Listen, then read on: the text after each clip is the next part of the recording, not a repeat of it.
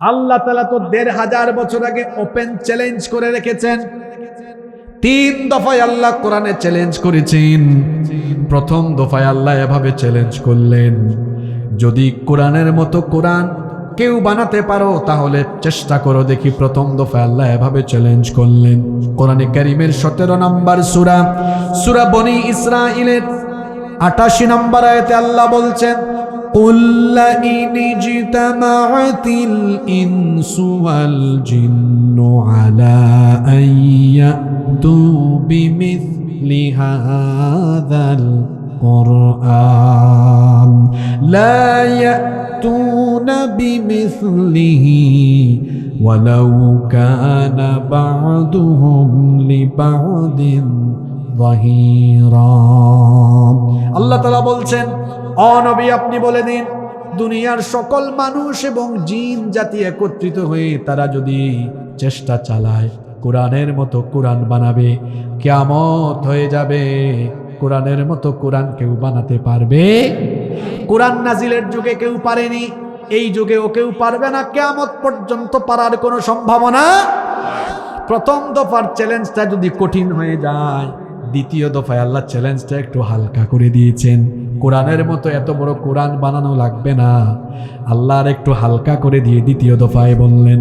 কোরআনে কারীমের ১১ নম্বর সূরা, সূরা হুদের ১৩ নম্বর আয়াতে আল্লাহ বলছেন, আম ইয়াকুলুনা ইফতারাহু কুল ফাতু বিআশরি সুওয়ারিম মিথলিহি মুফতারায়াত। আল্লাহ তাআলা বলছেন, দ্বিতীয় দফায়ের একটু হালকা করে দিলাম, কোরআনের মতো কোরআন বানানো লাগবে না। কোরআনে যে ১১৪টা সূরা আছে, পারলে কোরআনের 10টা সূরার মতো 10টা সূরা বানাও। কোরআন নাজিলের যুগে কেউ পারে নাই, এই যুগে কোনো বুদ্ধিজীবী পারবে নাকি? জোরে বলেন, পারবে নাকি? এইটাও যদি কঠিন হয়, তৃতীয় দফায় আল্লাহ আর একটু হালকা করে দিয়েছেন। পারলে এবার 10টা সূরার মতো সূরা না, আল্লাহ কি বলছেন শোনেন। কোরআনে কারীমের ২ নম্বর সূরা, সূরাতুল বাকারা এর ২৩ নম্বর আয়াতে আল্লাহ বলছেন, ওয়া ইন কুনতুম ফি রাইবিম মিম্মা নাযালনা আলা আবদিনা ফাতু বিসূরাতিম মিন মিথলিহি ওয়াদউ শুহাদাআকুম মিন দুনিল্লাহি ইন কুনতুম সাদিকিন। আর আমি আমার বান্দার উপরে যা নাজিল করেছি, যদি এ ব্যাপারে তোমাদের কোনো সন্দেহ হয়, কোরআনে যে ১১৪টা সূরা আমি নাজিল করলাম, পারলে একটা সূরার মতো সূরা বানিয়ে নিয়ে আসো। বলেন তো, কোরআন নাজিলের যুগ থেকে নিয়ে আজ অবধি, আজ থেকে নিয়ে কিয়ামত অবধি কোরআনের একটা সূরার মতো একটা সূরা বানানো কি কারো দ্বারা সম্ভব নাকি? আরো জোরে বলেন, সম্ভব নাকি? কোনোদিনও সম্ভব না। এটা হলো কোরআনের আরেকটা অনন্য বৈশিষ্ট্য। Almighty Allah protects the holy book Quran. এই কোরআন যিনি হেফাজত করছেন, গলার আওয়াজ বড় করে বলেন তো তিনি কে? কোরআনে কারীমের 15 নম্বর সূরা, সূরাতুল হিজরের 9 নম্বর আয়াতে রব্বুল আলামিন বলছেন, ইন্না নাহনু নাযালনা যিকরা ওয়া ইন্না লাহু লাহাফিযুন। নিশ্চয়ই এই কোরআন নাজিল করেছি আমি, আর এই কোরআন হেফাজতের দায়িত্ব যিনি নিজেই গ্রহণ করেছেন, গলার আওয়াজ বড় করে বলেন তিনি কে? তো যেই কোরআন হেফাজতের দায়িত্ব আল্লাহ নিয়েছেন, সেই কোরআন, কোরআনের আন্দোলন আর কোরআন ওয়ালাদেরকে থামিয়ে দিতে পারে পৃথিবীর বুকে এমন কোন শক্তি আছে? আল্লাহর কালাম এটা এমনই জাদুমাখা এক কিতাব। এই কিতাব থেকে কেউ যদি তেলাওয়াত করে, কিংবা এই কিতাব যদি কেউ শুনে, তেলাওয়াত করলে যেমন বিরক্ত লাগে না, শুনলেও তেমন বিরক্ত লাগে না। যাদের গান শোনার অভ্যাস আছে, কোনো একটা গান যখন রিলিজ হয়, ওই গান যদি একটানা কয়েকদিন শোনে, তারপরে সে বলে একই গান কত আর শুনবো, শুনতে শুনতে ভালো লাগে না, বিরক্ত হয়ে যায়। কবিতা আবৃত্তি করার কিংবা শোনার যাদের অভ্যাস আছে, একই কবিতা বারবার পড়লে বা শুনলে তাদের বিরক্ত লাগে। এমনকি উপন্যাসের বই বা যে কোনো বই কয়েকবার পড়লে পরে আর ভালো লাগে না। কিন্তু আল্লাহর কালাম হলো এই জায়গায় ব্যতিক্রম। আমরা জন্মের পরে যখন অ্যাডাল্ট হলাম, অ্যাডাল্ট হওয়ার পর থেকে আমরা মসজিদে গিয়ে নামাজ আদায় করি, অ্যাডাল্ট হওয়ার পর থেকে মসজিদে যাই, আর আমরা শুনি প্রত্যেকটা মসজিদেই ইমাম সাহেব 5 ওয়াক্ত নামাজ একটা সূরা দিয়ে আরম্ভ করেন। সবাই বলেন তো দেখি সূরাটার নাম কি? সূরাতুল ফাতিহা। অ্যাডাল্ট হওয়ার পর থেকে নামাজে গিয়ে আমরা শুনি প্রত্যেক হুজুর, প্রত্যেক ইমাম সাহেব এই সূরা দিয়ে নামাজ আরম্ভ করেন। বলেন তো কোথাও কি এমন হয়েছে নাকি কেউ গিয়ে অভিযোগ করেছে, হুজুর প্রতিদিন তো দেখি একই সূরা দিয়ে আপনি নামাজ শুরু করেন, আপনি কি আর কোনো সূরা পারেন না? এক সূরা শুনতে শুনতে আমরা বিরক্ত হয়ে গেলাম, আমাদের তো ভালো লাগে না, অন্য কোনো সূরা দিয়ে নামাজ শুরু করেন। বলেন তো পৃথিবীতে আজ পর্যন্ত বিরক্ত হয়ে এমন কোনো কথা কেউ বলেছে নাকি? কিয়ামত পর্যন্ত বলার কোনো সম্ভাবনা আছে নাকি? এমন কথা তো বলবেই না, বরং উল্টা শোনা যায়। এক একজনের ভয়েস, এক একজনের কণ্ঠ এক এক রকম। কোনো আলেম এত সুন্দর করে সুললিত কণ্ঠে কোরআন পড়েন, তাদের কণ্ঠে আল্লাহর কালাম শুনলে মনে হয় এখন যেন আসমান থেকে আল্লাহর কালামের আয়াতগুলো নাজিল হচ্ছে। আল্লাহু আকবার। বিশেষ করে আপনারা যদি হজে বা উমরায় যান, হারামাইন শরীফাইনে মসজিদে হারাম এবং মসজিদে নববীতে যদি নামাজ আদায় করেন, ও রব, হাজার হাজার মানুষ এখানে বসে আছেন। অনেকে হয়তো তোমার ঘর এখনো জিয়ারত করতে পারেন নাই, তোমার হাবিবের রওজা শরীফেও যেতে পারেন নাই। এমন যারা আছেন, আল্লাহ সবাইকে তুমি তোমার ঘরের মেহমান বানিয়ে দিও, বলেন আমিন। যারা গিয়ে এসেছেন, আল্লাহ যেন তাদেরকে বারবার ডেকে নেন, বলেন আমিন। সেখানে গেলে দেখবেন কাবা শরীফের ইমামরা, মসজিদে নববীতে যখন নামাজ আরম্ভ হয়, হারামাইনের ইমামরা এত সুন্দর করে কোরআন পড়ে, শুনলে মনে হয় যেন আসমান থেকে এখন কোরআন নাজিল হচ্ছে। এত সুন্দর সুরে তারা কোরআন পড়ে, মনে হয় যেন সুরের দরিয়ায় মানুষের অন্তরটাকে তারা ভাসিয়ে দেয়। আল্লাহু আকবার। আমি তো নিজে এরকম বহুবারই দেখেছি, বহুবার এমন দেখেছি। আমার পাশে অনেক মুসল্লিরা নামাজে কেঁদেছে, নামাজ শেষে জিজ্ঞেস করেছি, ওখানে তো নামাজের অনেক বড় জামাত, বিশেষ করে রমজান মাসে 25 লক্ষ 30 লক্ষ মুসল্লি হয়ে যায়। আল্লাহু আকবার। আমার পাশে অনেক মুসল্লিকে কাঁদতে দেখেছি। নামাজ শেষে জিজ্ঞেস করলাম, ভাই আপনি কি কোরআনের অর্থ বুঝেন নাকি? বলে না, কোরআনের আমি অর্থ বুঝি না। জিজ্ঞেস করলাম, অর্থ যদি না বুঝেন তাহলে আপনি কাঁদলেন কেন? বলে অর্থ বুঝা লাগে না, এত সুন্দর করে আল্লাহর কোরআন পড়ে এটা যখন শুনি, অর্থ না বুঝলেও কোরআনের একটা আকর্ষণ আছে, সুরের আলাদা একটা আকর্ষণ আছে। সুরের দরিয়ায় যখন ইমাম সাহেব নিয়ে গেলেন, মনের অজান্তে তখন চক্ষু থেকে পানি বের হয়ে গিয়েছে। বলেন তো পৃথিবীতে কোরআন ছাড়াও অন্য কোনো কিতাবের ভেতরে এত আকর্ষণ আছে? জোরে বলেন আছে? নাম্বার 3 নম্বর, পৃথিবীর একমাত্র কিতাব হচ্ছে কোরআন, যার মুখস্থকারীর সংখ্যা এত বেশি। The number of the people who have memorized the holy book Quran is countless. এই কিতাবের হাফেজ, এই কিতাবের মুখস্থকারীর সংখ্যা পৃথিবীতে অগণিত, গণনা করে আপনি শেষ করতে পারবেন। অন্যান্য কোন কিতাবের হাফেজ আপনি পাবেন না। তাওরাতের, জাবুরের, ইনজিলের এত হাফেজ আপনি পৃথিবীতে পাবেন না। এমনকি যে কোনো ধর্মের অন্যান্য কোনো ধর্মীয় গ্রন্থের এত হাফেজ আপনি খুঁজে পাবেন না। গীতা, ভেদ, রামায়ণ, কোনো কিতাবের এত হাফেজ আপনি পাবেন না। এই যে আপনাদের এলাকায় এই মাদ্রাসা থেকে আজকে মোট 8 জন ছেলেকে পাকড়ি দেওয়া হলো, বলেন তো এই ইউনিয়নের মধ্যে অন্য কোনো কিতাবের হাফেজ কি পাওয়া যাবে নাকি? কথা বলেন না কেন? এখানে কি তাওরাত, জাবুর বা ইনজিলের কোনো হাফেজ আছে নাকি? এখানে গীতা ভেদ রামায়ণের কোনো হাফেজ নাই। আপনি প্রতি জেলা থেকে সার্চ করলেও একজন পাবেন কিনা সন্দেহ, প্রতি বিভাগে সার্চ করলেও আপনি 5 জন পাবেন কিনা সন্দেহ আছে। কিন্তু বলেন তো প্রতিটি গ্রামের প্রতিটি পাড়ায় পাড়ায় কোরআনের হাফেজ আছে না নাই? আরো জোরে বলেন আছে না নাই? আর এই কোরআনকে মুখস্থ করার জন্য আল্লাহ সহজ করে নাজিল করেছেন। এজন্য কোরআনে কারীমের 54 নম্বর সূরা সূরাতুল কমারের 17 নম্বর আয়াতে আল্লাহ বলছেন, ওয়ালাকাদ ইয়াসসারনাল কুরআনা লিযিকরি ফাহাল মিন মুদ্দাকির। আর তোমাদের পড়ার জন্য, বোঝার জন্য, মুখস্থ করার জন্য এই কোরআনকে যিনি সহজ ভাষায় নাজিল করেছেন তিনি কে? এটা সহজ না হলে কি স্মৃতিপটে 30 পারা মেমোরাইজ করে রাখা যেত না? এই দয়াটা কার? জোরে বলেন অনুগ্রহ কার? আর যারা হাফেজ এরা খুব মেধাবী, কিন্তু অনেকে আছে মাদ্রাসার ছেলেদেরকে মনে করে কম মেধাবী। বলেন তো স্কুল কলেজের একটা ছাত্রকে ডেকে এনে যদি জিজ্ঞেস করেন, তোমার ক্লাসে তো তোমার একাডেমিক অনেকগুলো সাবজেক্ট আছে, সেখান থেকে যে কোনো একটা বই একদম প্রথম পাতা থেকে শেষ পাতা পর্যন্ত মুখস্থ শোনাতে পারবে কিনা? বলেন পারবে?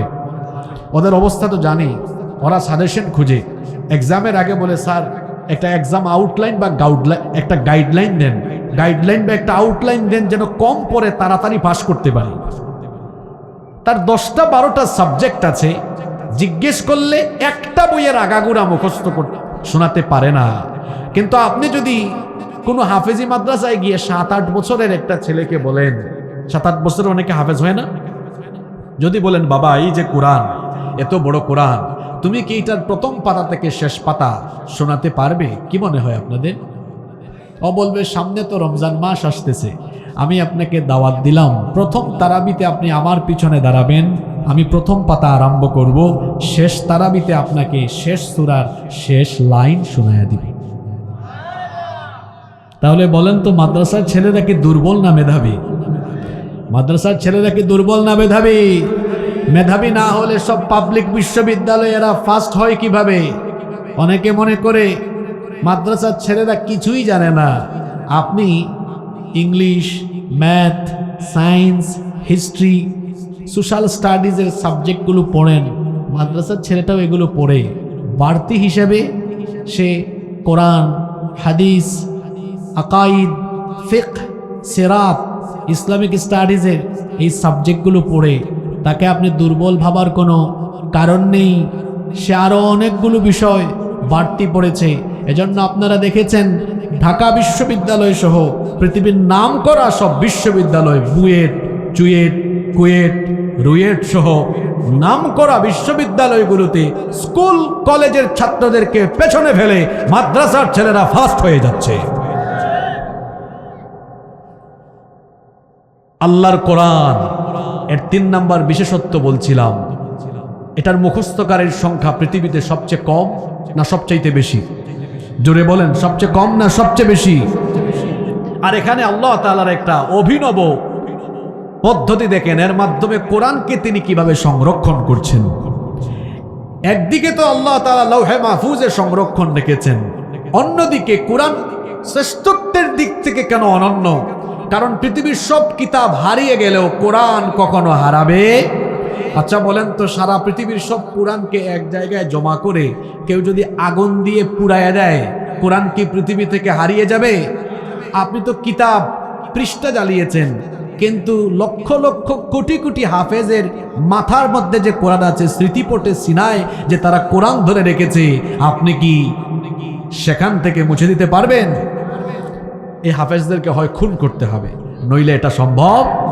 ওই যে লোকটা হিন্দু, কিন্তু লিখেছে বড় সুন্দর, যদি আগুন লেগে ধ্বংস হয়ে যায়, যদি আগুন লেগে যায় পুড়ে যায় পৃথিবীর সব বইয়ের দোকান, বিশ্ব থেকে হারাবে না, বিশ্ব থেকে হারাবে না পবিত্র কোরআন। করবে কেমন করে কোরআন ধ্বংস? আগুনের তেজ, আছে বিশ্বভরা অগণিত কোরআনে হাফেজ, তারা ছাপায় আসমানি গ্রন্থ, তারা ছাপায় আসমানি গ্রন্থ, বাঁচাবে কোরআনের মান, বিশ্ব থেকে হারাবে না, বিশ্ব থেকে হারাবে না পবিত্র। মহাশূন্যে মহাবিস্ফোরণ হলো, মহাবিস্ফোরণের পরে আকাশ যখন ধোঁয়াশাচ্ছন্ন ছিল, তখন ধোঁয়াশাচ্ছন্ন আকাশের দিকে মনোনিবেশ করে আল্লাহ তাআলা আসমান জমিনকে অর্ডার করলেন, তোমরা পরস্পর আলাদা হয়ে যাও। আসমান জমিন তখন জবাব দিল, ক্বালাতা আতাইনা তাইঈন, আমরা আমাদের রবের হুকুম মেনে অনুগতদের মতো অস্তিত্বমান হয়ে আলাদা হয়ে গেলাম। 1979 সালে সৌদি আরবের রাজধানী রিয়াদে একটা কনফারেন্স হয়েছিল। এটার নাম হচ্ছে মুক্তামার আশ-শাবাব, ইউথ কনফারেন্স। ওই কনফারেন্সে উপস্থিত ছিলেন ইউনাইটেড স্টেট অফ আমেরিকার বিখ্যাত সায়েন্টিস্ট বালমার। তিনি এই দুইটা আয়াতের তেলাওয়াত কনফারেন্স হলে শুনে দাঁড়িয়ে গিয়ে অবাক হয়ে বললেন, থামো, আচ্ছা যে বই থেকে কিছুক্ষণ আগে দুইটা লাইন পড়লে, এই বইয়ের লেখক কে? এটা কত সালে প্রকাশিত হয়েছে? আশ্চর্য কথা, আমরা তো মহাবিশ্ব উৎপত্তির ধারণা বিগ ব্যাং থিওরির মাধ্যমে কিছুদিন আগে জেনেছি। এই বইয়ের ভিতরে এই তথ্য আসলো কিভাবে? এই বইটার লেখক কে? তাকে বলা হলো, এটা মানুষের রচনা করা কোনো কিতাব নয়, এটা ১৫০০ বছর আগে নাজিল হওয়া আল্লাহর কিতাব কোরআন। সে তখন বলল, আশ্চর্য কথা, ১৫০০ বছর আগে তো পৃথিবীতে বিজ্ঞানের জন্মও হয়নি। যখন পৃথিবীতে বিজ্ঞানের জন্ম হয়নি, তখন মহাবিশ্ব উৎপত্তির এই সায়েন্টিফিক ধারণা যে কিতাবে এসেছে, এটা তো যেনতেন কোনো কিতাব নয়, নিঃসন্দেহে এটা মহাবিশ্বের স্রষ্টার কাছ থেকে আসা ঐশী বাণী। এজন্য আমি আর গুমরাহিতে পড়ে থাকতে চাই না। ওই কনফারেন্স হলের প্রতিটি মানুষকে সাক্ষী রেখে সে কালেমা পড়ে সেখানেই মুসলমান হয়েছে। বিজ্ঞান যত উন্নত হচ্ছে, বিজ্ঞানীরা এতিমের মতো, ভিক্ষুকের মতো মাথা নত করে কোরআনের সামনে বসে যেতে বাধ্য হচ্ছে। কিন্তু আফসোস এই জাতির জন্য, যেখানে বিজ্ঞান আর বিজ্ঞানীরা কোরআনের কাছে মাথা নত করে দিয়ে তারা ইসলামের সুশীতল ছায়াতলে আশ্রয় গ্রহণ করছে। আবার কিছু মানুষ জন্মসূত্রে মুসলমান হয়েও কোরআন না পড়ে, কোরআন থেকে দূরে গিয়ে মানুষের তৈরি করা মতবাদের সামনে মাথা নত করে দিয়ে সেগুলাকে গ্রহণ করার ফলে তারা আজ পৃথিবীব্যাপী লাঞ্ছিত আর বঞ্চিত হচ্ছে। কোরআন তো পড়ল না, বিজ্ঞান, আপনার সায়েন্স, এটা কোরআনের কাছে ব্যাকডেটেড। আপনি চিন্তা করুন তো, মাথার উপরে যে আসমান আছে, এই আসমান তো আল্লাহ এমনি এমনি বানান নাই। এই যে এত বিশাল প্যান্ডেল, শামিয়ানা উপরে দিয়েছেন কেন? কুয়াশা যেন না পড়ে, তাই না? আপনাদের বাসা বাড়িতে ছাদ কিংবা চাল আপনারা দিয়েছেন কেন? প্রটেকশনের জন্য, সিকিউরিটির জন্য, যেন শীতকালে কুয়াশা না পড়ে, গ্রীষ্মকালে প্রখর রোদ না লাগে, আবার বর্ষাকালে যেন বৃষ্টি না পড়ে। অর্থাৎ এটা আপনাদের বাসা বাড়ির প্রটেকশন বা সিকিউরিটির জন্য আপনারা দিয়েছেন। তো মাথার উপরে যে এত বিশাল আসমান, এটা কি আল্লাহ তাআলা এমনি এমনি বানিয়েছেন? আজকের বিজ্ঞান তো গবেষণা করে বলছে, the sky has been build as a roof for the protection of the earth. মাথার উপরে এই আসমানকে আল্লাহ তাআলা পৃথিবীবাসীর প্রোটেকশনের জন্য সুরক্ষিত ছাদ বানিয়েছেন। সুবহানাল্লাহ। সুরক্ষিত কি বানিয়েছেন? একটু আমার সাথে কথা বলেন। সুরক্ষিত কি বানিয়েছেন? ছাদ বানিয়েছেন। কেমনে এটা সুরক্ষিত ছাদ? এখানে সায়েন্সের অনেক ছাত্ররা আছে, তারা ভালো বলতে পারবে আরো। এই যে মহাশূন্যে বায়ুমণ্ডলীয় স্তর আছে, এই স্তরের সংখ্যা হলো 7। বিজ্ঞান বলেছে 7 স্তর, আর আল্লাহ তো কোরআনে বলেই দিয়েছেন 7 তারাইক, 7 স্তর বিশিষ্ট আকাশ। সেখানে আল্লাহ তাআলা বায়ুমণ্ডলীয় কিছু স্তর সৃষ্টি করেছেন। বিজ্ঞান এগুলো গবেষণা করে নামও দিয়েছে এগুলোর। Troposphere, stratosphere, ionosphere, ozone layer, magnetosphere, exosphere. আমি যদি সহজে আপনাদেরকে বুঝাই, পানির ফিল্টার দেখেছেন আপনারা? আপনারা কথা বলেন, পানির ফিল্টার দেখেছেন কিনা? সেখানে অনেকগুলো স্টেজ থাকে, স্তর থাকে, অনেকগুলো স্তরে পানি কি হয়? বিশুদ্ধ হয়। মানে পানি যদি আর্সেনিক যুক্ত থাকে বা পানিতে কোনো সমস্যা থাকে, এটা ফিল্টারিং করে কি হয়ে যায়? পিউরিফাই হয়ে যায়। আমাদের আকাশের এই যে আসমানের উপরে মহাশূন্যে, এখানে বায়ুমণ্ডলীয় 7টা স্তর আছে।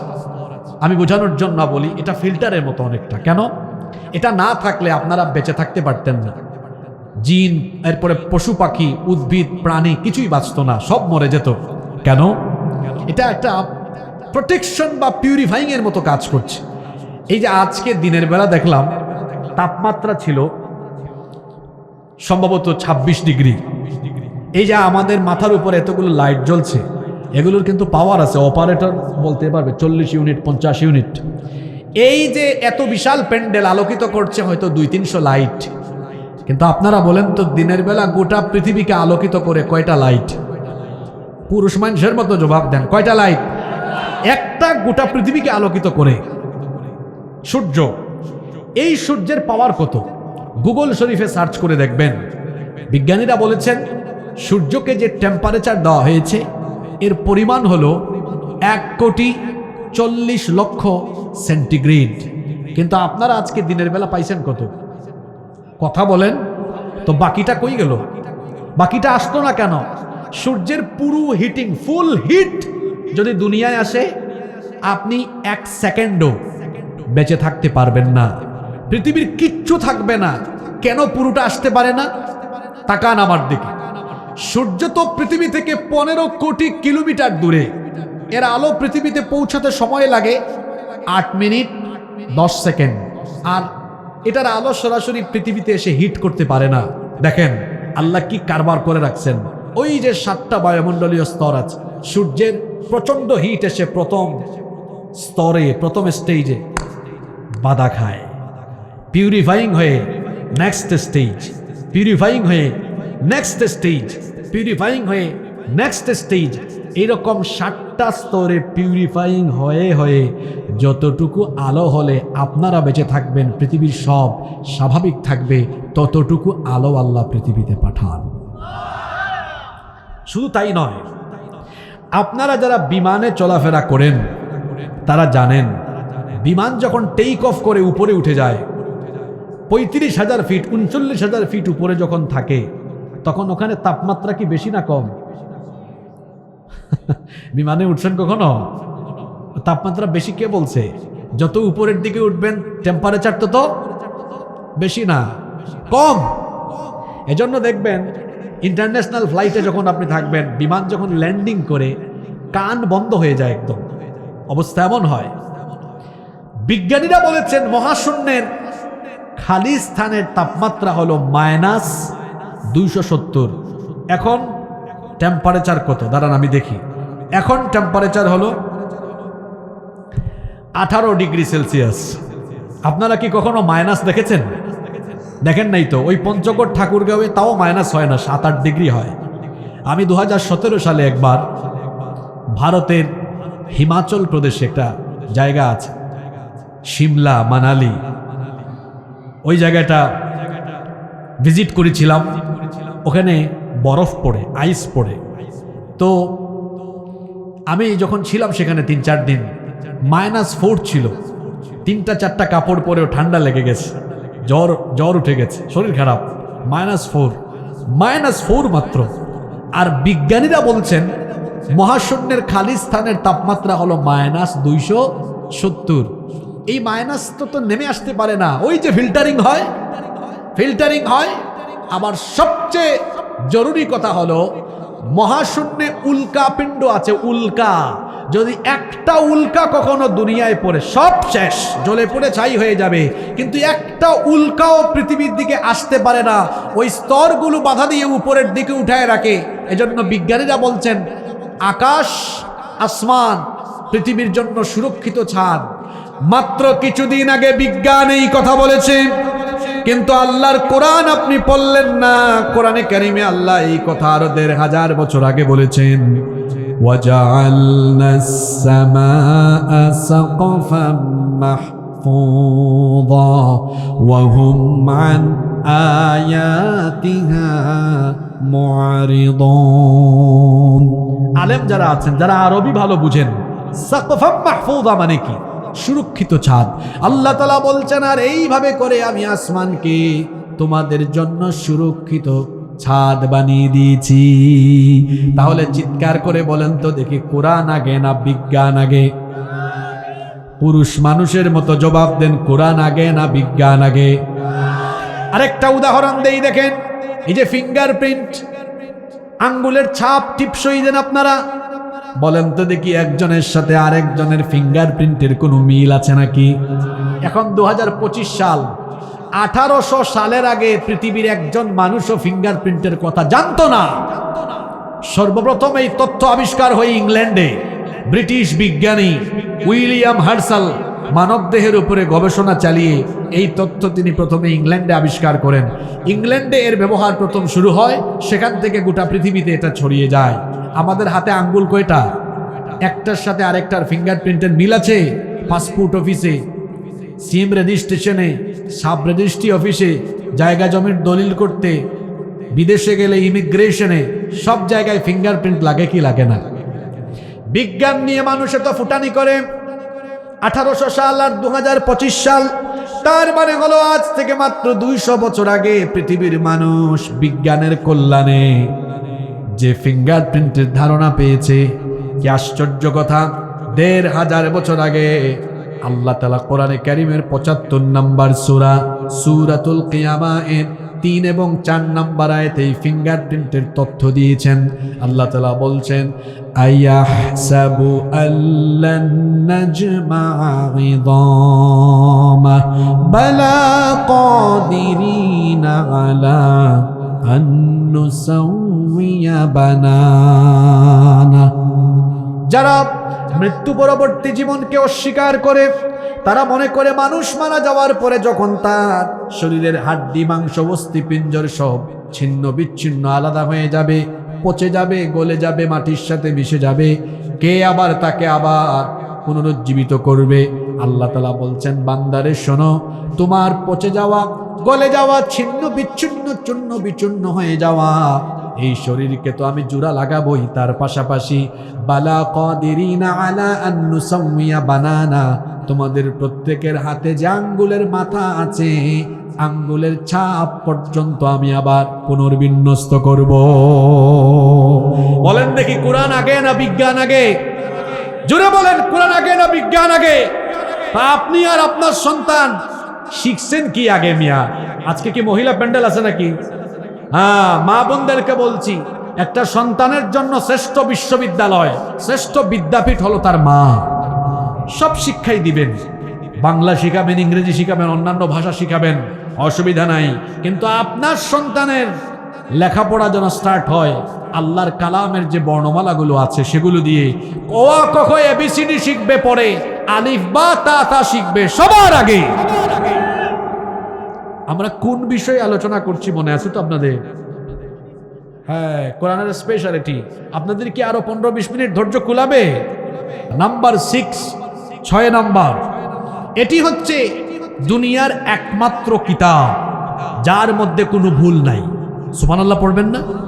This is the book, the most authentic and original book in this world, whereof there is no doubt about it. এটি এমন এক কিতাব যার ভেতরে ভুল, ভ্রান্তি, সন্দেহের কোনো অবকাশ নাই। আল্লাহু আকবার।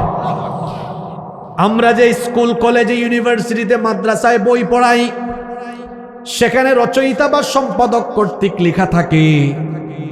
এই বই পড়তে গিয়ে যদি কোথাও কোনো ভুল দেখতে পান আমাদেরকে জানাবেন, পরবর্তী সংস্করণে আমরা এটা ঠিক করব। পৃথিবীর সকল লেখক, রচয়িতা, সম্পাদক, সংকলক সবাই একই রকমের কথা বলে, কারণ মানুষের ভুল হওয়া স্বাভাবিক না অস্বাভাবিক। কিন্তু একমাত্র কিতাব কোরআন, এখানে আপনি এমন কোনো কথা পাবেন না। আল্লাহকে কোরআনের শুরুতে এমন করে বলছেন নাকি? পাবনার মানুষ, চাটমোহরের মানুষ, কোরআন পড়তে গিয়ে কোথাও ভুল টুল পাইলে আমি আল্লাহকে জানাইও, পরে আমি ঠিক করে দিবনে। এমন কথা কি কোরআনের কোথাও আছে নাকি? বরং শুরুতে আল্লাহ বলে দিয়েছেন যালিকাল কিতাবু লা রাইবা ফীহি হুদাল লিল মুত্তাকিন।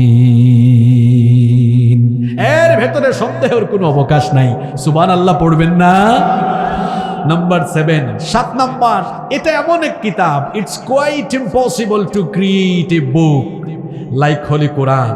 কোরআনের মতো এরকম আরেকটা কিতাব বানানো দুনিয়ায় কারো পক্ষে কশিন কালেও সম্ভব। আপনি একটা বই লিখবেন, আপনার মতো বা তার চেয়ে ভালো বই আরেকজন লিখে ফেলতে পারে। আপনি ভালো বক্তৃতা করতে পারেন, আপনার চেয়ে আরো ভালো বক্তা অন্য কেউ হতে পারে। আপনি ভালো কোনো কাজ জানেন, আপনার থেকে আরো ভালো কাজ অন্য কেউ ভালো করতে পারে। কিন্তু আপনারা বলেন তো, কোরআনের মতো আরেকটা কিতাব দুনিয়াতে কেউ কি বানাতে পারবে? কখনো পারবে?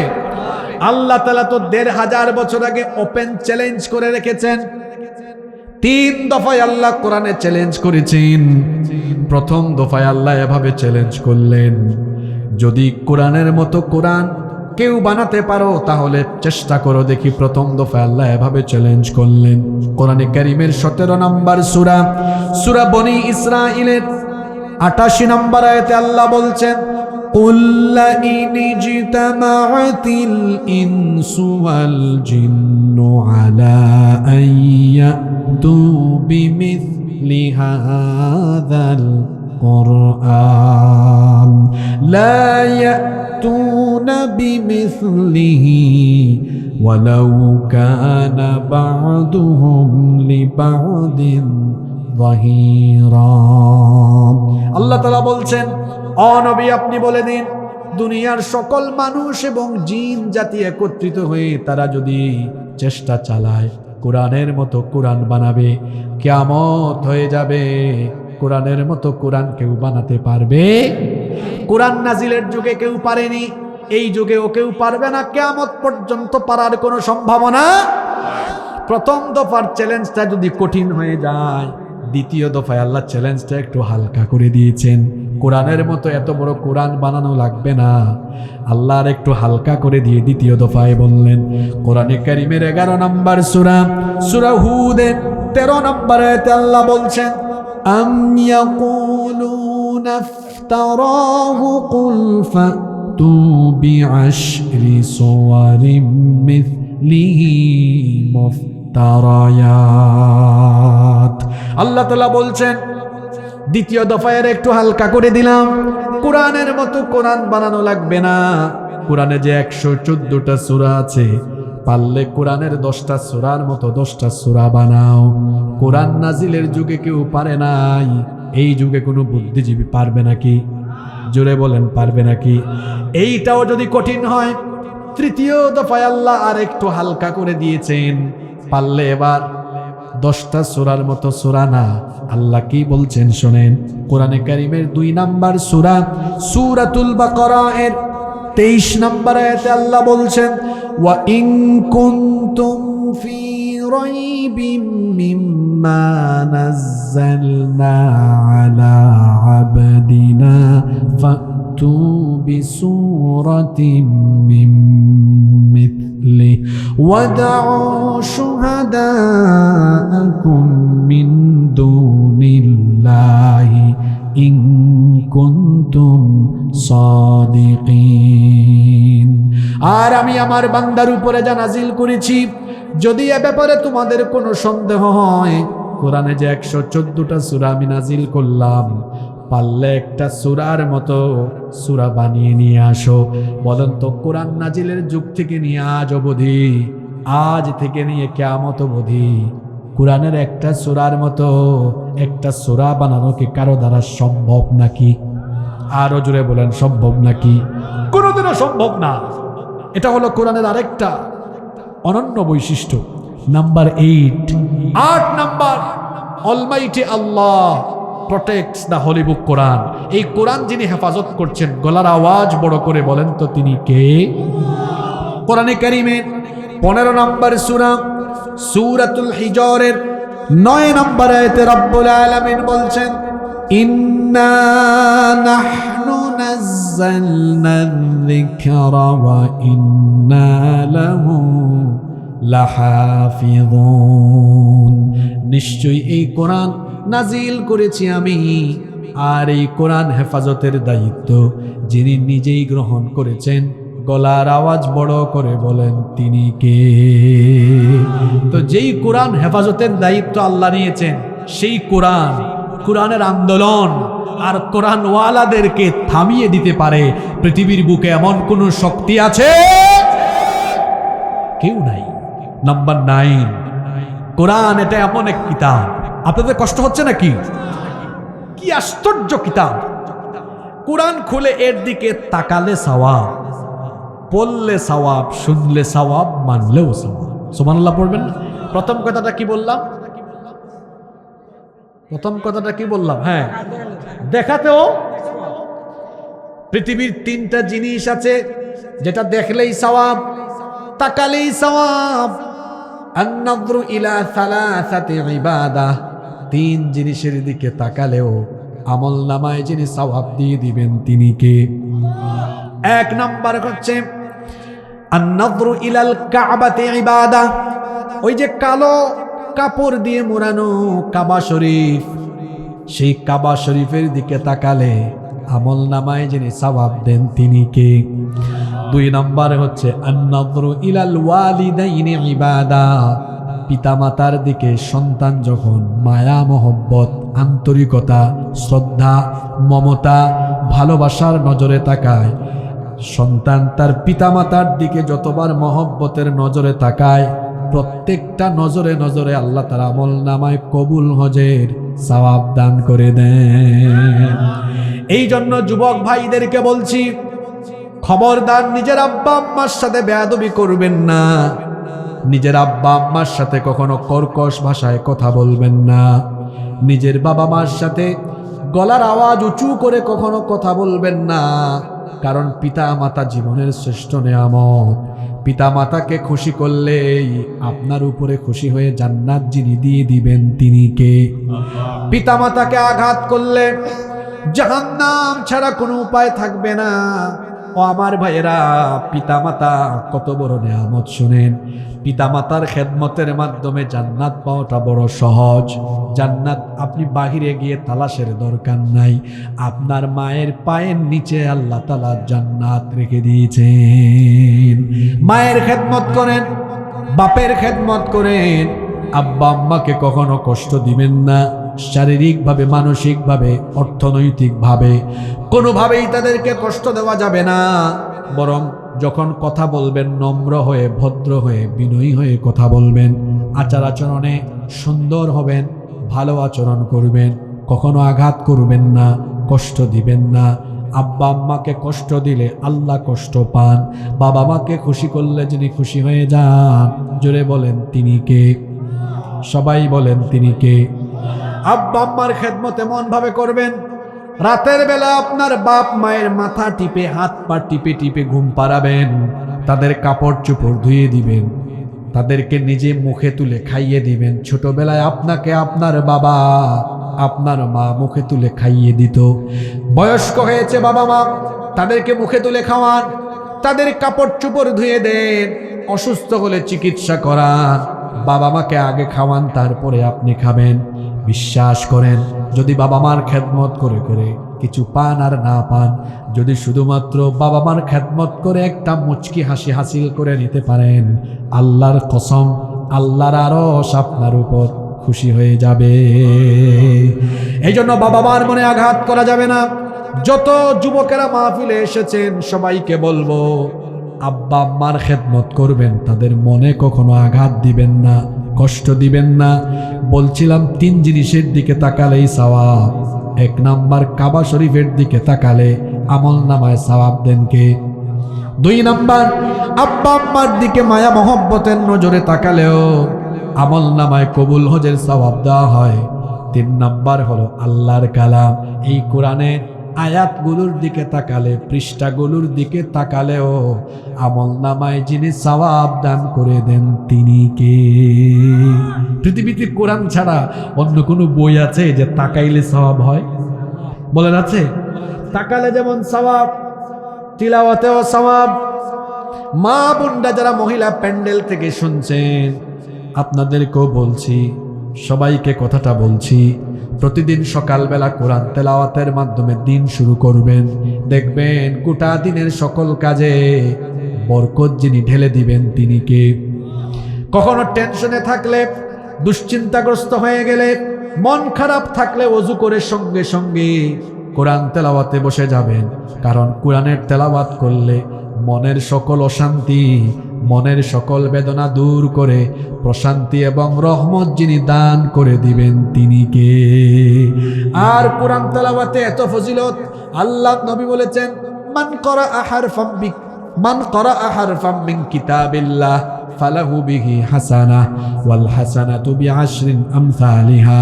আল্লাহ নবী বলেছেন, যেই ব্যক্তি আল্লাহর কালাম এই কোরআন থেকে একটা অক্ষর পড়ে, প্রতিটা অক্ষরে অক্ষরে আমল নামায় 10টা করে নেকি যিনি দান করে দিবেন তিনি কে? তেলাওয়াতে সওয়াব, শুনলে সওয়াব, মানলেও ফায়দা, আছে না নাই? আরো জোরে বলেন, আছে না নাই? নাম্বার 10, 10 নম্বর, এটি এমন এক কিতাব, এই কিতাব মানুষকে আকর্ষিত করে। এই কিতাবের ছায়াতলে যারা চলে আসে তারা সোজা পথ পেয়ে যায়। সোজা পথ তাদেরকে দেখায় দেন কে? Number 11 number. আপনাদের কষ্ট হয়ে যাচ্ছে নাকি? আমরা যখন খাবার খাই, কোন অংশটা বেশি মজা, শুরুরটা না শেষেরটা? কথা বুঝেন নাই? ওই যে খাবার দাবার খায়, দেখবেন সব খাবারের একটা ফ্লেভার বা নির্যাস শেষে থাকে, চেটে পুটে এই জন্য খায়। একটা প্লেটে খাবার খাইলে শেষের খাবারটা যেমন মজা হয়, মনে রাখবেন একটা আলোচনার নির্যাস, ফ্লেভার, মেসেজ, বার্তা আলোচনার শেষে থাকে। কথা বুঝতে পেরেছেন? এজন্য অধৈর্য হবেন না। আমরা সবাই একসাথে মোনাজাত করে উঠব, জোরে বলে ইনশাআল্লাহ। আমি বলছিলাম 11 নম্বর, আল্লাহর কোরআন এটি এমন এক কিতাব, এটা সার্বজনীন, বিশ্বজনীন।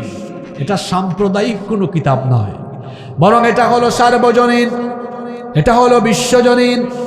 সকলের কথাই কোরআনে আছে।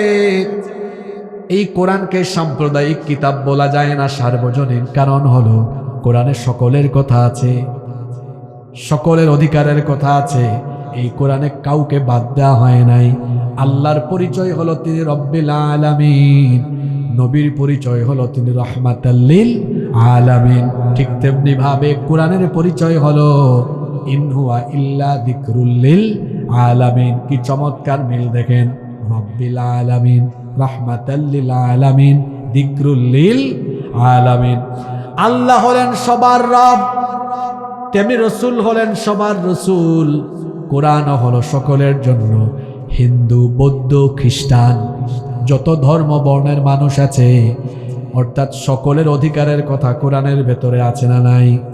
বলবেন হুজুর কেমনে আছে? আল্লাহ কোরআনে বলেছেন, কোনো অমুসলিমকে কিংবা তার কোনো বিধর্মীর কোনো উপাস্যকে গালি দিও না, তার উপাসনালয়ে হামলা চালিও না, তার উপরে জুলুম করো না, তাদের উপর কোনোভাবে কোনো ধরনের নিপীড়ন করো না। এমন কথা বলেন তো কোরআনের ভেতরে আছে না নাই? আরো জোরে বলেন, আছে না নাই? তাহলে যেই কোরআনে সকলের অধিকারের কথা আছে, সেই কোরআন যদি শুধু ওয়াজ মাহফিলে, মসজিদ, মাদ্রাসায় না থেকে এটা যদি রাষ্ট্র পরিচালনার জায়গায় থাকে, সকল মানুষ তার অধিকার পাবে কি পাবে না? জোরে বলতে হবে, পাবে কি পাবে না? আমাদের পাশের দেশ থেকে মাঝে মাঝে ওই যে আগুন লাগলে যেমন কেরোসিন দিলে আগুন আরো বাড়ে, আমাদের পাশের দেশ থেকে মাঝে মাঝে তারা এমন এমন কথা বলে যেন এই দেশে বিশৃঙ্খলা আরো বাড়ে। দেখেন না, মাঝে মাঝে বলে কয় বাংলাদেশে মৌলবাদের উত্থান হচ্ছে, জঙ্গিবাদের উত্থান হচ্ছে। এক্ষেত্রে বলে রাখি, জঙ্গিবাদের সাথে ইসলামের কি কোনো সম্পর্ক আছে? কোনো সম্পর্ক নাই। ইসলাম তো সন্ত্রাসবাদে, উগ্রবাদে বিশ্বাসী নয়, বরং পৃথিবীতে মুসলমানরা প্রমাণ করেছে তারাই হচ্ছে পৃথিবীর সবচেয়ে শান্তিকামী জাতি। তারা আমাদেরকে বলে যে বাংলাদেশে যদি কোরআন প্রতিষ্ঠা হয়ে যায় তাহলে হিন্দু বৌদ্ধ খ্রিস্টান বা অমুসলিমদের 12টা বেজে যাবে। আমরা বলবো নিজের চরকায় তেল দাও। তোমরা জাতি হিসাবে কেমন তা পৃথিবীর মানুষ জানে। তোমরা তো আমাদের রাম মন্দির দখল, তোমরা তো আমাদের বাবরি মসজিদ দখল করে রাম মন্দির বানিয়ে গোটা পৃথিবীর 200 কোটি মুসলমানদের কলিজায় আগুন লাগাইয়া দিয়েছ। বাংলাদেশে কি আমরা কোনো অমুসলিমদের উপাসনালয় দখল করে মসজিদ বানিয়েছি? আমরা কি কিয়ামত পর্যন্ত বানাবো এটা? না না না, ইসলাম তো এটা শেখায় না। আমরা এটা করিনি, করব না। তোমরা আয়নায় নিজেদের চেহারা দেখো। তোমরা তো 70 বছরের বেশি সময় ধরে এই ভারতবর্ষ শাসন করছো। 47 থেকে নিয়ে 2025 তোমরা শাসন করছো। 47-এর আগে ব্রিটিশরা শাসন করেছে, আর তার আগে এই ভারতবর্ষ আমাদের পূর্বপুরুষরা মুসলমানরা 800 বছর শাসন করেছে। কই আমরা তো কোনো মন্দির দখল করিনি, আমরা তো কারো উপর নির্যাতন নিপীড়ন করিনি। বরং তারা বলে বাংলাদেশে এটা হওয়ার সম্ভাবনা আছে। বাংলাদেশে এটা কোনোদিন হবে না। আমরা বলছি মায়ের কোলে শিশু যেমন নিরাপদ, ঠিক তেমনি ইসলামী রাষ্ট্রে মুসলমানদের কাছে অমুসলিমরাও তেমন নিরাপদ। নিজের চরকায় তেল দাও। তোমরা যে পৃথিবীর অসভ্য সন্ত্রাসী জাতি তা তোমাদের কর্মকাণ্ডে প্রমাণ করেছো। তোমরা মসজিদ দখল করে মন্দির বানাও। তোমরা জয় শ্রীরাম না বললে মুসলমানদেরকে পিটাও। তোমরা নিরপরাধ মানুষদেরকে পিটাও, মুসলমানদেরকে রক্তরঞ্জিত করো। সুতরাং তোমাদের মুখে সম্প্রীতির কথা মানায় না, তোমাদের কর্মকাণ্ডে প্রমাণ হয়েছে তোমরা পৃথিবীর অসভ্য সন্ত্রাসী জাতি। সম্মানিত ভাইয়েরা, বলছিলাম কোরআনের 11 নম্বর স্পেশালিটি, এটা সার্বজনীন, বিশ্বজনীন।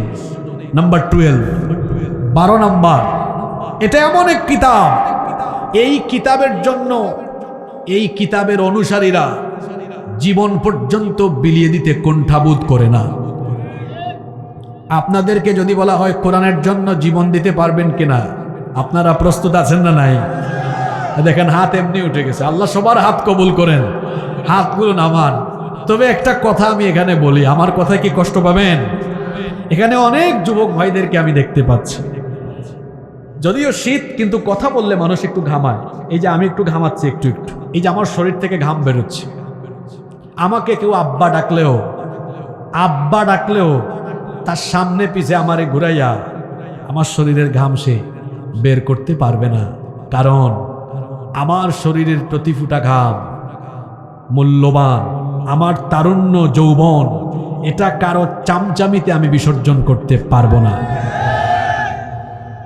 যুবকদেরকে বলি, অনেকেই তাদের নিজেদের স্বার্থ হাসিলের জন্য আপনাদেরকে টার্গেট করে করে পকেটে কিছু টাকা নইলে জিলাপি বিরিয়ানি দিয়ে সামনে পিছনে ব্যবহার করে তার স্বার্থ সিদ্ধি হাসিল করতে চায়, আর আপনাকে কিছুদিন ইউজ করে আপনাকে সামনে পিছনে চামচার মতো ঘুরায়। আমি আপনাদেরকে বলছি, আমি যুবক ভাইদেরকে বলছি, আপনার শরীরের ঘাম, আপনার তারুণ্য, আপনার যৌবন, আপনার রক্ত, আপনার জীবন, এটা কোনো নেতা নেত্রীর চামচামি করার জন্য আল্লাহ আপনাকে দেন নাই। যদি আপনার ঘাম, শ্রম, রক্ত, জীবন, তারুণ্য আর যৌবন দিতেই হয়, তাহলে কোরআনের মিছিলে অথবা আল্লাহর জমিনে আল্লাহর দ্বীন প্রতিষ্ঠার জন্য দিতে হবে।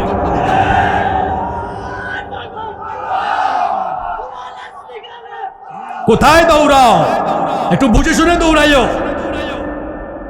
ইউ হ্যাভ টু পার্সোনালিটি, তোমার ব্যক্তিত্ব থাকা দরকার। গায়রতওয়ালা হও, বি এ প্রেস্টিজিয়াস পারসন, ব্যক্তিত্ববান হও। তোমাদেরকে দেখলে কষ্ট পাই। তোমরা কলেজ ইউনিভার্সিটিতে বড় পড়ালেখায় মনোযোগী হয়ে স্বপ্ন দেখবা পৃথিবীর সেরা সেরা বিশ্ববিদ্যালয়ে গিয়ে পড়ালেখা করবা। তোমাদের স্বপ্ন থাকা উচিত তোমাদের মা বাবা তোমাদেরকে সকালবেলা কুয়াশাচ্ছন্ন মাঠে কষ্ট করে করে পড়ালেখা করায়। তোমাদের স্বপ্ন থাকা উচিত যে তোমরা হার্ভার্ডে, ক্যামব্রিজে, অক্সফোর্ডে টেক্সাসে যাবা, পড়ালেখা করে যোগ্যতা বাড়িয়ে পৃথিবীকে নেতৃত্ব দেওয়ার সক্ষমতা অর্জন করবে। তুমি সেই চিন্তায় বিভোর না হয়ে তুমি কারো স্বার্থ সিদ্ধির জন্য চামচামি করো, তোমার জন্য আমার আফসোস হয়। তুমি কেন মানুষের পিছনে ঘুরো? তুমি নিজেকে এমন যোগ্যতায় নিয়ে যাও যাতে সারা পৃথিবী তোমার পিছনে ঘুরে। আমার দেশের কলেজ ইউনিভার্সিটিগুলোর অবস্থা দেখেছেন? পড়ালেখায় নাই, পড়ালেখা বাদ দিয়ে আছে চামচামিতে ব্যস্ত। আমার মনে হয় আমি আপনাদেরকে বোঝাতে পেরেছি। সব কথা ভেঙে বলা যাবে না, কিছু কথা বুঝে নিতে হবে। তুমি কেন চামচামি করো? তোমার এই বয়স কি চামচামির বয়স? লজ্জা করে না তোমার শরীরের ঘাম আরেকজন ব্যবহার করে তুমি ইউজ হচ্ছ কেন?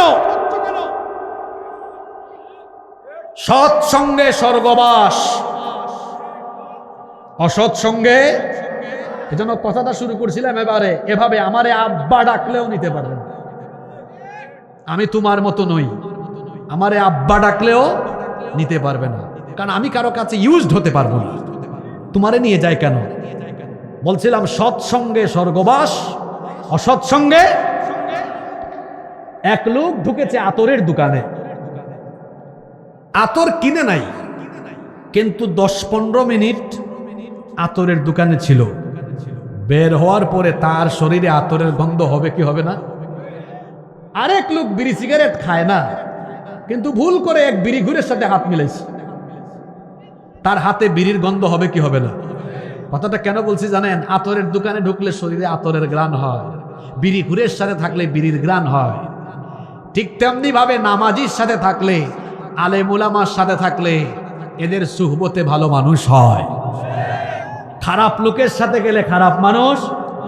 এজন্য যুবক তরুণ ভাইদেরকে বলবো, যদি কারো সাথে থাকতেই হয় তাহলে যারা নবীর সুন্নাহ অনুসরণ করে আলেম উলামার সাথী হও, আলেমদের সাথে থাকো, জান্নাতের পথ আল্লাহ দেখায় দিবে।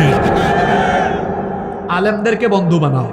ওই যে একটা কথা আছে না, আমরা বলি হয় আলেম হও, নইলে আলেমের ছাত্র হও, নইলে আলেমের খাদেম হও। যুবক ভাইদেরকে বলছি, কষ্ট লাগে আপনাদেরকে দেখলে, খবরদার নিজের যৌবন আজে বাজে জায়গায় বিসর্জন দিবেন না। Keep in your mind, youth is not a gift given by your leader. যৌবন আপনার নেতার দেওয়া গিফট নয়। এই যৌবন দিয়েছেন কে? আল্লাহ আমাকে যৌবন দিয়েছেন, আমি কেন অন্যথায় আমার যৌবনকে বিলীন করব? আমার যৌবন যদি দিতেই হয় আল্লাহর জমিনে আল্লাহর কোরআনের রাজ কায়েমে উৎসর্গ করে দিব। আল্লাহ কবুল করেন। আল্লাহ এই পথ হারা যুবকদেরকে তুমি সঠিক পথ দেখাও। নাম্বার 14, 14 নাম্বার, কোরআন এটি এমন এক কিতাব, এর ইফেক্টিভনেস, কার্যকারিতা, চাহিদা কিয়ামত পর্যন্ত ফুরাবে না। সুবহানাল্লাহ পড়বেন না? আচ্ছা, বিজ্ঞানের যুগে কোরআন কি অচল হয়ে গিয়েছে নাকি? এই যুগে কোরআনের চাহিদা কি শেষ? কোরআন সব যুগে সচল এবং এটা আপডেটেড। সুবহানাল্লাহ। বহু কষ্ট দিয়েছি আপনাদেরকে। শেষ পয়েন্ট এটা রেখেছি এমন, ওই যে বলছিলাম খাবারের শেষটা যেমন মজা, আজকের আলোচনার শেষ পয়েন্টটাও এরকম সবচেয়ে আকর্ষণীয়, এবং এই পয়েন্টে আজকের গোটা আলোচনার বার্তা রয়েছে। আপনারা কি 7-8 মিনিট ধৈর্য ধরে থাকতে পারবেন? সব মিলাইয়া মোনাজাত সহ আমরা 12-14 মিনিট থাকব। আপনারা ধৈর্য ধরে থাকবেন তো? শোনেন তাহলে। মাশাআল্লাহ, ঠিক আছে, শুকরিয়া। 15 নম্বর, আল্লাহর কালাম এটি এমন এক কিতাব, এটি এমন এক কিতাব, it's the problem solving methodology. এটা হলো সকল সমস্যার সমাধানকারী কিতাব। সব সমস্যার সমাধান কোরআনে আছে না নাই? সমাধান চাও যদি জীবনে মরণে, ফিরে যাও খুঁজে নাও চোখ রাখো কোরআনে, তবেই পাবে সুখ শান্তির ঠিকানা, তবেই পাবে সুখ শান্তি শান্তির ঠিকানা, যদি মেনে নাও তুমি মনে প্রাণে সমাধান। সমাধান চাও যদি জীবনে মরণে, ফিরে যাও খুঁজে নাও চোখ রাখো কোরআনে। If you want a solution in here and hereafter, go back, have a look on the Holy Quran. সব সমস্যার সমাধান কোরআনে আছে না নাই? কি করে আপনার ব্যক্তি জীবন চালাবেন, কোরআনে আছে না নাই? জোরে বলতে হবে, আছে না নাই? কি করে এই সমাজটা চলবে, এই সমাধান কোরআনে আছে না নাই? কি করে আদালত চলবে, ফৌজদারি দেওয়ানি বিধান কোরআনে আছে না নাই? আপনাদের কি মনে হয়, সন্দেহ হচ্ছে আছে? আচ্ছা বলেন তো, যদি বিচার ফয়সালা কোরআন দিয়ে হয়, এটাতে আপনাদের লাভ বেশি না লস বেশি? আপনাদের দেশের আদালতে আল্লাহর আইন চলে না মানুষের আইন চলে? 54 বছর ধরে যে মানুষের আইন চলছে, এতে আপনারা কতটুকু লাভবান হয়েছেন আমি আপনাদেরকে বলি। এই 54 বছরের মধ্যে 32 বছর 2 জন নারী দেশ পরিচালনা করেছেন, বাকি 22 বছর কয়েকজন পুরুষ মিলে পরিচালনা করেছেন। তাহলে সিস্টেম বলে পুরুষরা নারীদের থেকে এগিয়ে না পিছিয়ে? কথা বুঝেন নাই? আচ্ছা, এটা কোরআনের মাহফিল, এখানে আমরা রাজনৈতিক কোনো আলাপ করতে চাই না। আমরা আমাদের নিজেদের কিছু ফায়দার কথা এখানে শুনতে চাই। ভালো করে খেয়াল করেন, এই যে 32 বছরে নারীরা আবার এমন এমন ক্ষমতা পেয়েছে, প্রধানমন্ত্রী, বিরোধী দলীয় নেত্রী, স্পিকার, স্বরাষ্ট্রমন্ত্রী, পররাষ্ট্রমন্ত্রী, শিক্ষামন্ত্রী সব নারী ছিল। বলেন তো আপনারা, ছিল কি ছিল না? তো 32 বছর যে নারীরা এত পাওয়ার, এত ক্ষমতা তাদের কাছে ছিল, তারা কি এই দেশে নারী নির্যাতন, নিপীড়ন, ধর্ষণ বন্ধ করতে পেরেছে? এই 32-এর সাথে পুরুষ মানুষের আরো 22 বছর মিলাইলাম, 54 বছর ধরে তারা শাসন করে এদেশের নারী নির্যাতন, নিপীড়ন, ধর্ষণ কি কমাতে পেরেছে? আদালতে আল্লাহর আইন না মানুষের আইন? আপনারা একটু কথা বলবেন, কার আইন? আদালতে তো আল্লাহর আইন না, কার আইন? মানুষের আইন চলছে।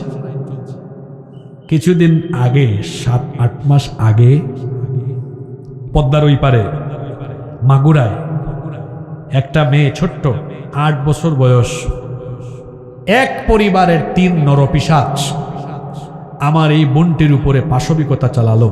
মেয়েটার নাম মনে আছে? আছে, এই তো মনে আছে। আপনাদের নাম কি? আমার এই বোনটি কয়েকদিন হাসপাতালে ছিল, কষ্ট পেয়ে পেয়ে দুনিয়া থেকে চলে গেল। তার ধর্ষণকারীরা এখনো বেঁচে আছে না নাই? আপনারা আমাকে জবাব দিয়ে, আছে না নাই? বলছি না এটা কোরআনের মাহফিল, এখানে রাজনৈতিক আলাপ হবে না, এখানে ফায়দার আলাপ হবে। এবার বলেন দেখি, তার ধর্ষণকারীরা এখনো বেঁচে আছে না নাই? ওকে, বাংলাদেশে এমন কিছু কলেজ আর বিশ্ববিদ্যালয় আছে যেখানে ধর্ষণের সেঞ্চুরি হয়েছে আর ধর্ষককে ফুলের মালা দেওয়া হয়েছে। আমি কি ভুল বলেছি? বাংলাদেশে এমন কিছু ব্যবসায়ী আছে ধর্ষণের দায়ে অভিযুক্ত, কিন্তু টাকার গরমে আইনকে তার জুতার নিচে কবর দিয়ে ফেলেছে। এমন ব্যবসায়ী তো বাংলাদেশে নাই। আমি নাম শুদ্ধা বলে দিতে পারবো একদম। বাংলাদেশে এমন কিছু রাজনীতিবিদ আছে ধর্ষণের দায়ে অভিযুক্ত, কিন্তু ক্ষমতার ঠেলায় তার কিছুই হয়নি। সে রাস্তায় সাদা পায়জামা পাঞ্জাবি পরিধান করে ঘুরে বেড়ায় আর মানুষ তারে ফুলের মালা দেয়। এই চিত্র বাংলাদেশে আছে না নাই? এবার জোরে বলেন তো, আপনাদের দেশের আদালতে আল্লাহর আইন না মানুষের আইন? 54 বছর ধরে এটা কেমন আইন চলে, যে আইন থাকার ফলে ধর্ষিতা কবরে গিয়ে কবরে ঘাস উঠে আর ধর্ষক ফুলের মালা গলায় দিয়ে রাস্তায় হাঁটে। এমন আইন যে সমাজে থাকে, যেখানে ধর্ষিতা কবরে যায় আর ধর্ষক বেঁচে থাকে, সে আইনের মুখে আমি লাথি মারি। যে আইন থাকার ফলে ক্ষমতার ঠেলায় টাকার গরমে ধর্ষক বুক ফুলিয়ে রাস্তায় ঘুরে বেড়ায় আর ধর্ষিতা আত্মগোপনে গিয়ে আত্মহত্যা করে, সেই সমাজের প্রতিটি মানুষের উচিত সেই আইনের মুখে ঝাড়ু পিটা করা। এবার আপনারা আমাকে বলেন, যদি ওই আদালতে মানুষের আইনটাকে ফেলে দিয়ে আল্লাহর কোরআনের আইন রাখা হতো, এই ধর্ষক বেঁচে থাকতে পারত? কোরআনে ধর্ষকের শাস্তি কি? না, এটা তো মৃত্যুদণ্ড না, খালি লাইভ মৃত্যুদণ্ড। কি মৃত্যুদণ্ড? মানে এই যে সবার চোখের সামনে লাইভ দেখানো হবে। কেন লাইভ? যাতে করে লুচ্চামির খাইসলত যদি কারো মধ্যে থাকে, এক বিচার দেখে যেন তারের মতো সোজা হয়ে যেতে পারে। এখন বলেন, তরুণরা বেশি কথা বলবেন, যুবকরা, কারণ এই তারুণ্যই হলো আগামীর বাংলাদেশ। বলেন তো ভাইয়েরা, বাবারাও বলেন, 54টা বছর ধরে মানুষের আইন দিয়া কি পাইছেন আপনারা? নারীর অধিকার প্রতিষ্ঠা করতে পারেন নাই, বরং নারীরা নির্যাতিত হয়েছে, নিপীড়িত হয়েছে। যদি সত্যিকার অর্থে আদালতে ন্যায় বিচার প্রতিষ্ঠা করতে চান, মানুষের তৈরি করা আইনের মুখে লাথি দিয়ে এটাকে বঙ্গোপসা করে ফেলে আল্লাহর কোরআনের আইনকে গ্রহণ করে নিতে হবে। এবার আসেন আরেকটা ফায়দার কথা বলি। যতই মানুষকে ওয়াজ নসিহত করেন আপনি, মানুষের পেটে আগে খাবার লাগবে। খাবার লাগবে না? লাগবে। আমার দেশে অভাবী দরিদ্র মানুষ অনেক আছে যারা ঠিকমতো খাইতে পারে না। ক্ষুধা, দারিদ্রতা, এটা একটা সমাজের বড় রকমের সমস্যা। এই অভিশাপ থেকে মুক্তির জন্য আল্লাহ তাআলা কোরআনে চমৎকার এক অর্থনৈতিক ফর্মুলা দিয়েছেন। সেটা বলার আগে আমি বলে রাখি, এদেশে একটা কমন স্পিচ আপনারা শুনবেন, যেটা আমরাও ছোটকাল থেকে শুনে বড় হয়েছি। সেটা হলো, আমরা যদি সুযোগ পাই ক্ষুধা মুক্ত, দারিদ্রতা মুক্ত বাংলাদেশ বানাবো। কি কথা! সুযোগ পাইলে দেখা যায় 5 বছরে সে তার নিজের ক্ষুধাই মিটাইতে পারে না, মানুষের ক্ষুধা মিটাবে কেমনে? ক্ষুধা আর দারিদ্রতা মুক্ত সমাজ গঠনের জন্য আমার আল্লাহ এই কোরআনে একটা চমৎকার অর্থনৈতিক ফর্মুলা দিয়েছেন। সেই ফর্মুলার নাম হলো যাকাত। সেই ফর্মুলার নাম কি? আমি এখানে চেয়ারে বসেই সিদ্ধান্ত নিয়েছিলাম আজকের আলোচনা এই পয়েন্ট দিয়ে শেষ করবে। কারণ হচ্ছে, সম্ভবত আমি স্টেজে ওঠার আগে যাকাত নিয়ে দুই রকম বক্তব্য দিয়েছেন। যাকাতের কনসেপ্ট আমাদের দেশের বেশিরভাগ মানুষ বুঝে না। বুঝবে কেমনে? কারণ তার পড়ালেখায় তো আল্লাহর দিন নাই। অনেকে আছে যাকাতের নামে টাকা পয়সা 200, 300, 500 বিতরণ করে, অথবা শাড়ি লুঙ্গি বিতরণ করে। ফকিহদেরকে জিজ্ঞেস করে দেখবেন, যাকাতের নামে যারা শাড়ি লুঙ্গি বিতরণ করে, গরিবের সাথে তামাশা করে, এদের যাকাত আদায়ই হয় না। কোরআন শরীফে আল্লাহ বলেছেন 8টি খাতে যাকাত দিতে হয়। এর মধ্যে প্রায়োরিটি লিস্ট মানে বুঝেন তো, মানে এই 8 খাতের মধ্যে সবার আগে, আচ্ছা আমরা যখন কোনো কিছুর সিরিয়াল করি 1, 2, 3, 4, তো সবচেয়ে প্রাধান্য যেটাকে দেওয়া হয় ওইটাকে কয় নাম্বারে রাখা হয় বলেন? দেখেন, আল্লাহ যাকাতের ব্যাপারে বলেছেন ইন্নামাস সাদাকাতু, শুরু হচ্ছে লিল ফুকারাই ওয়াল মাসাকিনি ওয়াল আমিলিনা ইলা আখিরিল আয়াত। 1 নম্বরে আল্লাহ বললেন ফকিরকে, 2 মিসকিনকে। কেন ফকির আর মিসকিনের কথা আগে বলা হলো? কারণ আছে। কারণ ইসলাম চায় এমন একটা সমাজ হবে যেখানে কেউ 3 বেলা খাবে আর একজন না খায়া মরবে, কেউ 2-3 তলা বাড়িতে থাকবে আর একজন রাস্তায় ঘুমাবে। এমন বৈষম্যমূলক সমাজ ইসলাম চায় না। ইসলাম চায় সবার পেটে খাবার থাকবে। মানুষের যে মৌলিক 5টা চাহিদা আছে, খাদ্য, বস্ত্র, অন্ন, শিক্ষা, চিকিৎসা, এটা যেন সে সবার আগে পায়। এজন্য এই 5টা মৌলিক চাহিদা পূরণের জন্য তার সচ্ছলতা থাকা লাগবে, স্বনির্ভরতা থাকা লাগবে। এজন্য কোরআনে আমরা তো মানুষকে বলি আপনি নামাজ রোজা ঠিক মতো আদায় করবেন, কিন্তু কোরআন শরীফে আল্লাহ কোথাও নামাজ আর রোজা একসাথে বলেন না।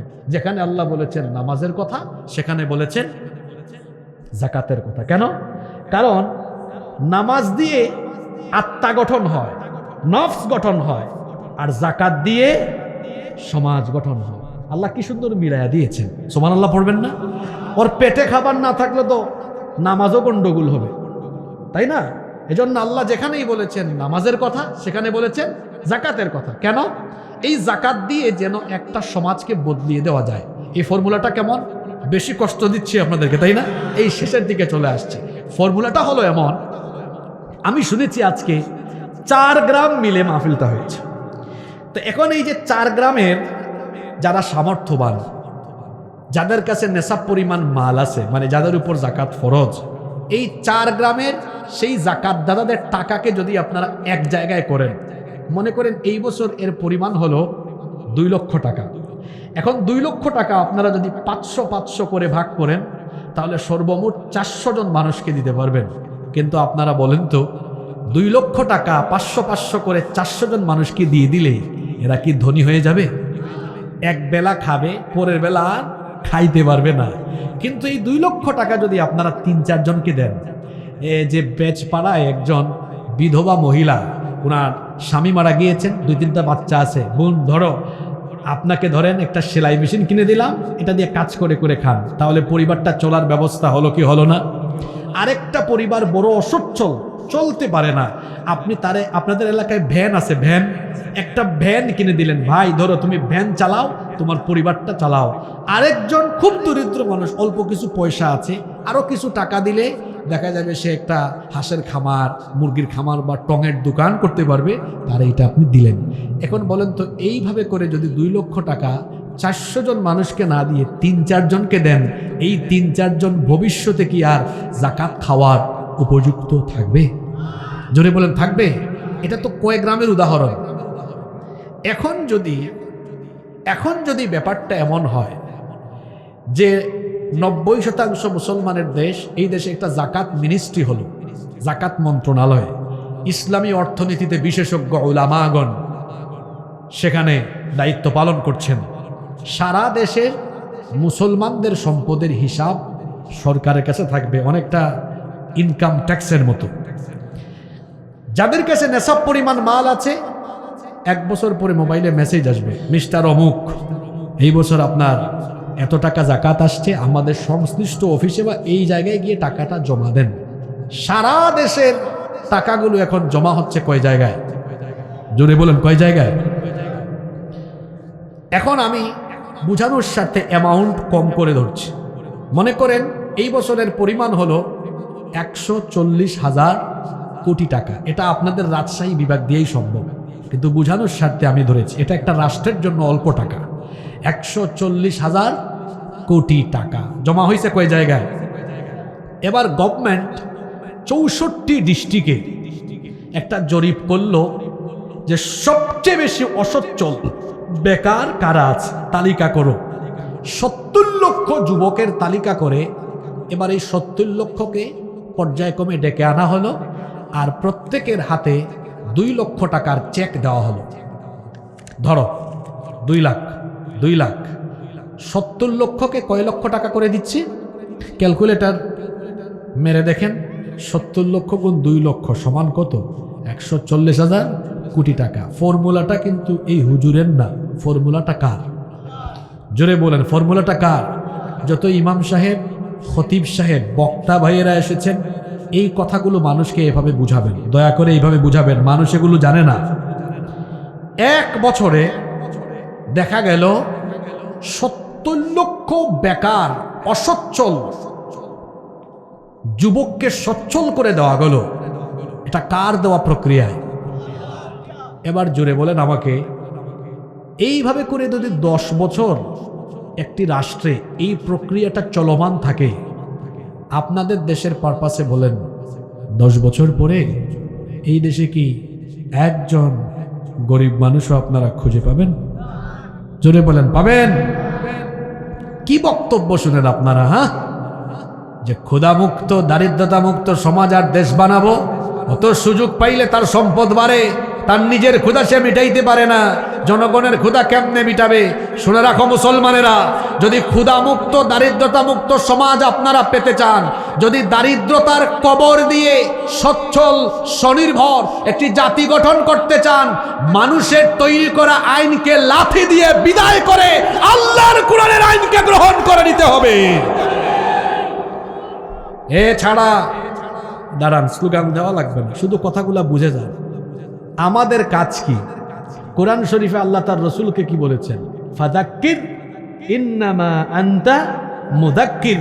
আপনি মানুষকে উপদেশ দেন, আপনি উপদেশদাতা। উলামাগণ হচ্ছেন নবী রাসূলগণের ওয়ারিস। আমরাও আপনাদেরকে উপদেশ দিচ্ছি। আর একটা নমুনাও দেখাই।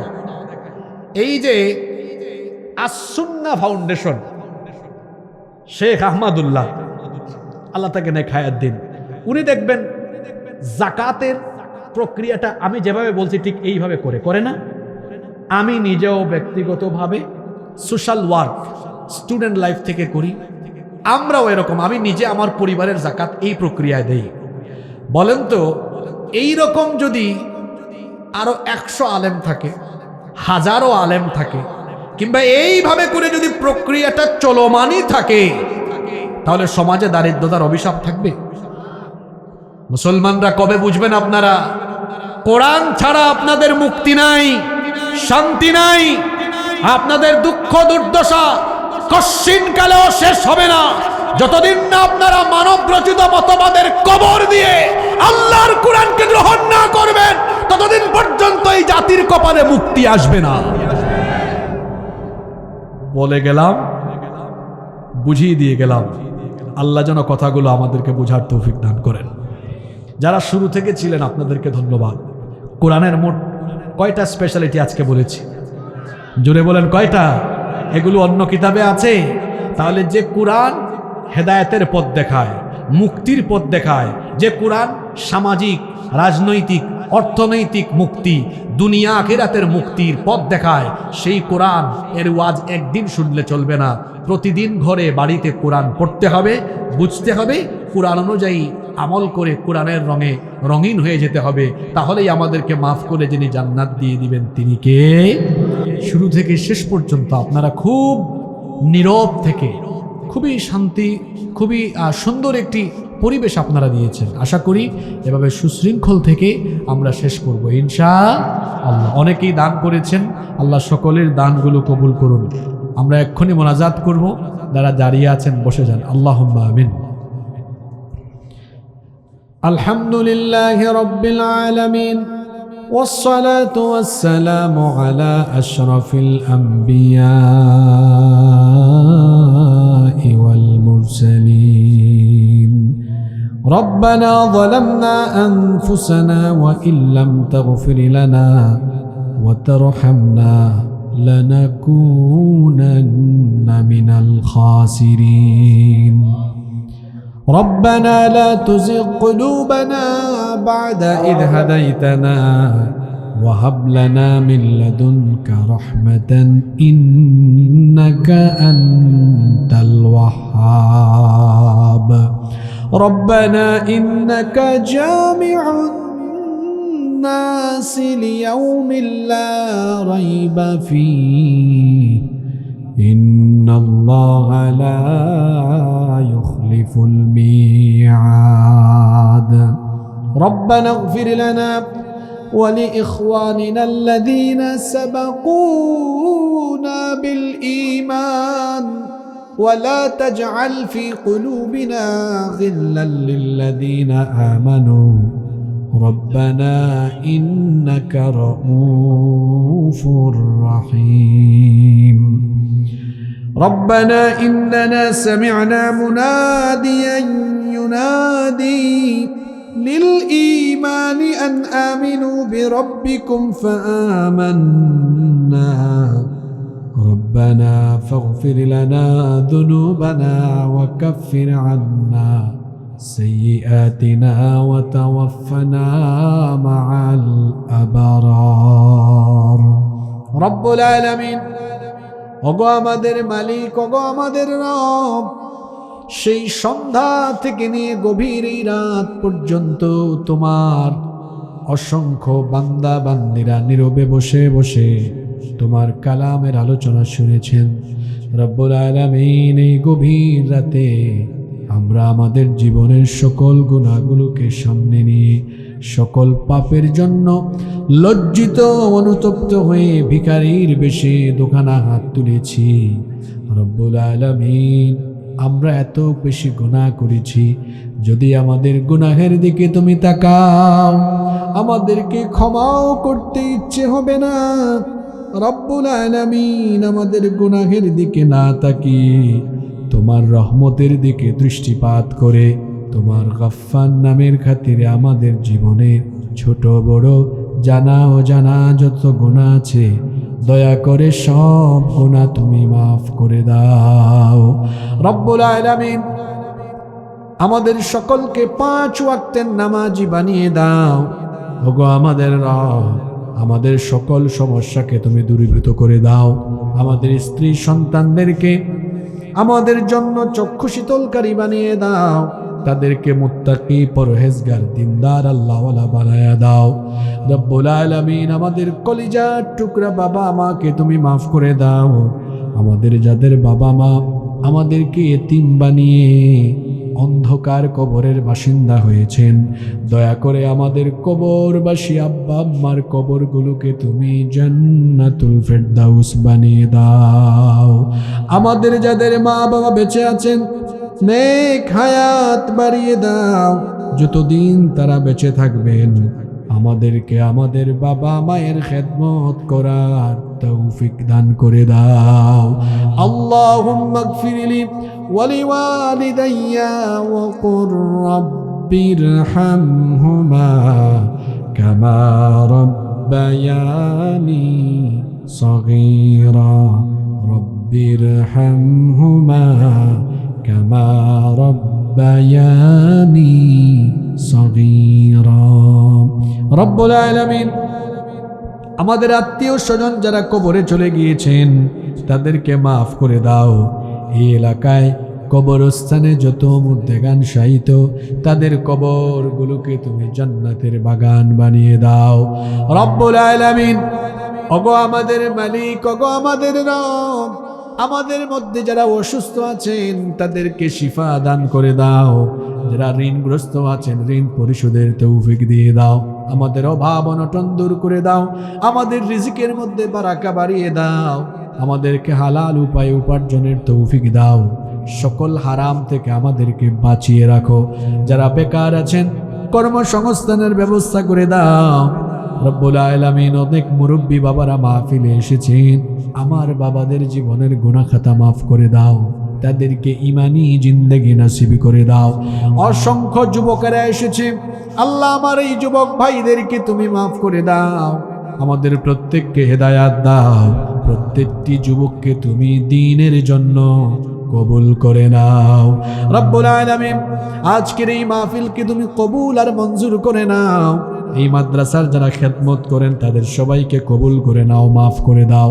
আজকে 8 জন ছেলেকে পাগড়ি দেওয়া হলো, আল্লাহ তাদেরকে হিফজ ধরে রাখার এবং তাদেরকে মাহির আলেম হওয়ার তৌফিক দিয়ে দাও। এই মাদ্রাসার আসাতিজায়ে কেরাম যারা আছেন, মুহতামিম সাহেব সব আসাতিজায়ে কেরাম যারা আছেন, আল্লাহ সবাইকে মাফ করে দাও, ইজ্জত সম্মান বাড়িয়ে দাও। পরিচালনা কমিটিতে যারা আছেন, আল্লাহ সবাইকে তুমি মাফ করে দাও। অসংখ্য বান্দা বান্দিরা এই মাহফিলে দান সদকা করেছেন, আল্লাহ সকলের দান সদকা কবুল করে নাও। রব্বুল আলামিন, আমাদের সকলের দিলের নেক বাসনা তুমি পূরণ করে দাও। ওগো আমাদের মালিক, আমাদের এই দেশের উপরে তুমি রহমত আর বরকত নাজিল করো। সকল ষড়যন্ত্র চক্রান্ত থেকে আমার দেশকে হেফাজত করো। আল্লাহ আমাদের এই দেশকে তুমি কোরআনের জন্য কবুল করে নাও। রব্বানা তাকাব্বাল মিন্না إنك أنت السميع العليم وتب علينا إنك أنت التواب الرحيم بفضل سبحان ربك رب العزة عما يصفون وسلام على المرسلين والحمد لله رب العالمين. وجاء الآخر كلامنا عند الموت لا إله إلا الله মুহাম্মাদুর রাসূলুল্লাহ।